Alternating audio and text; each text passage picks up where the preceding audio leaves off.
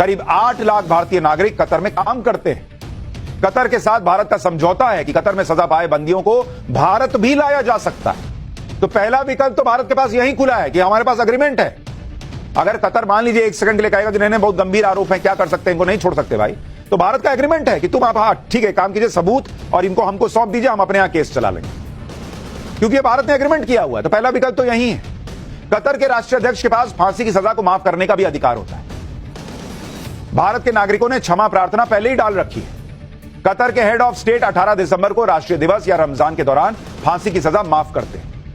Qatar के साथ अच्छे संबंधों की वजह से यह कहा जा रहा है कि भारत फांसी की सजा पाए अपने नागरिकों को बचा लेगा। यहां भारत अपने संबंधों का इस्तेमाल कर सकता है कि इतने पुराने दोस्त है, या तो इनको हमको सौंप दो या आप माफ कर दो, आपके पास तो विकल्प है ही, आप करते ही हो, कर दो। इतना ही नहीं, भारत के पास डिप्लोमेटिक रास्ते भी है। भारत अपने नागरिकों को बचाने के लिए अमेरिका की भी मदद ले सकता है, क्योंकि अमेरिका और कतर के संबंध बहुत अच्छे हैं। कतर अमेरिका का एक अच्छा एलाई है। कतर में अमेरिका सबसे बड़ा विदेशी निवेशक है। कतर के इंपोर्ट में अमेरिका का सबसे बड़ा योगदान है। अमेरिका की 120 कंपनियां कतर में काम करती हैं। कतर ने सितंबर में 5 अमेरिकी नागरिकों को ईरान से रिहा करवाया था। चीन के खिलाफ अमेरिका को भारत का सहयोग चाहिए। अमेरिका के राष्ट्रपति जो बाइडेन के साथ पीएम मोदी के अच्छे संबंध हैं। यानी अमेरिका की मदद से भारत कतर में फांसी की सजा पाए अपने नागरिकों को बचा सकता है। भाई इधर से नहीं मान लीजिए एक सेकंड के लिए नहीं मान रहे, तो बाइडेन से बात हो सकती है कि बहुत जरा देखिए, इस पे कुछ कीजिए। अमेरिका भारत को अपना करीबी सहयोगी मानता ही है। मैं तो अमेरिका गया था, मैंने तो व्हाइट हाउस के अंदर से रिपोर्टिंग की है, देखा है कि दोनों देशों के कितने अच्छे संबंध हैं। नरेंद्र मोदी के लिए पूरा डिनर हुआ। जो बाइडेन जो है वो एकदम ऐसा लग रहा था, जो बाइडेन ने कह दिया था भाई कि व्हाइट हाउस तो नरेंद्र मोदी का दूसरा घर है।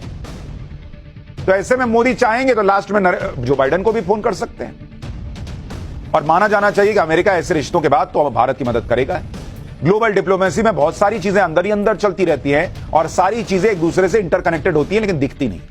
साथ ही मिडिल ईस्ट के भी कई देशों से भारत के अच्छे संबंध हैं। भाई मिडिल ईस्ट के 7 देश प्रधानमंत्री मोदी को अपना सर्वोच्च सम्मान दे चुके हैं। कुछ के संबंध कतर से अच्छे नहीं है, लेकिन कुछ के तो हैं, तो उनसे भी सहयोग लिया जा सकता है।